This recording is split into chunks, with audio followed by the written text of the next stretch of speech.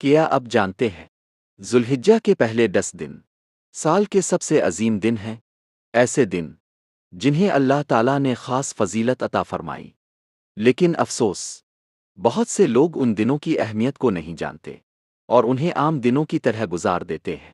دوستو، ذوالحجہ صرف قربانی کا مہینہ نہیں، یہ عبادت، توبہ، دعا اور اللہ سے قریب ہونے کا مہینہ ہے۔ رسول اللہ نے فرمایا، اللہ کو ذوالحجہ کے پہلے 10 دنوں میں نیک اعمال سب سے زیادہ پسند ہیں۔ سوچئے کتنے خاص دن ہیں۔ اگر ان دنوں میں نماز پڑھی جائے، ذکر کیا جائے، قرآن پڑھا جائے، صدقہ دیا جائے، تو اللہ اس کا اجر کئی گنا بڑھا دیتا ہے۔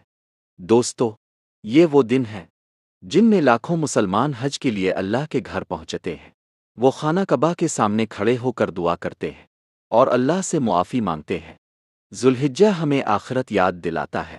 یہ ہمیں سکھاتا ہے کہ دنیا ہمیشہ رہنے والی نہیں، اصل کامیابی صرف اللہ کو راضی کرنے میں ہے۔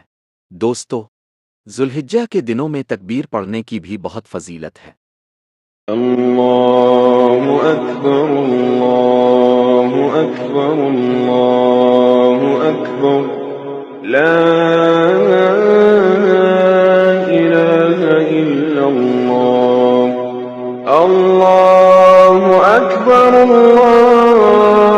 اکبر وللہ الحمد۔ یہ الفاظ انسان کے دل کو زندہ کر دیتے ہیں اور اللہ کی عظمت یاد دلاتے ہیں۔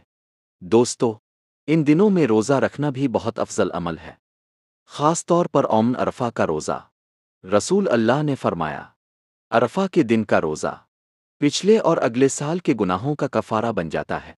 سوچئے کتنی بڑی رحمت ہے، صرف ایک دن کا روزہ اور 2 سال کے گناہوں کی معافی۔ دوستو، ذوالحجہ ہمیں حضرت ابراہیم کی قربانی یاد دلاتا ہے کہ کس طرح انہوں نے اللہ کے حکم کے سامنے سر جھکا دیا اور اللہ نے ان کی وفاداری کو قیامت تک کے لیے مثال بنا دیا۔ یہ ہمیں سکھاتا ہے کہ اللہ کی رضا سب سے اہم ہے۔ اگر انسان سچے دل سے اللہ کی اطاعت کرے تو اللہ اسے کبھی ضائع نہیں کرتا۔ دوستو، آج ہم میں سے بہت سے لوگ دنیا میں اتنے مصروف ہو گئے ہیں کہ اللہ کو بھول گئے ہیں۔ نماز میں سستی، قرآن سے دوری، گناہوں میں زندگی، لیکن ذوالحجہ ہمیں جگانے آتا ہے۔ یہ کہتا ہے، اب بھی وقت ہے، اللہ کی طرف لوٹ آؤ۔ دوستو، ہمیں نہیں معلوم کہ اگلی ذوالحجہ ہمیں نصیب ہوگی یا نہیں۔ کتنے لوگ پچھلے سال ہمارے ساتھ تھے لیکن آج دنیا میں نہیں ہیں، ان کی قبریں آباد ہو چکی ہیں اور آج ہم زندہ ہیں۔ یہ اللہ کی بہت بڑی رحمت ہے، اس لیے ان دنوں کو ضائع مت کریں۔ نماز کی پابندی کریں، قرآن پڑھیں، ذکر کریں، صدقہ دیں اور اللہ سے سچی توبہ کریں۔ دوستو، اصل کامیابی صرف دنیا کمانا نہیں بلکہ آخرت میں کامیاب ہونا ہے، اور کامیاب وہی ہوگا جو اللہ کو راضی کر کے جائے گا۔ آئیں، آج ہم عہد کریں کہ ذوالحجہ کے ان مبارک دنوں کو غفلت میں ضائع نہیں کریں گے۔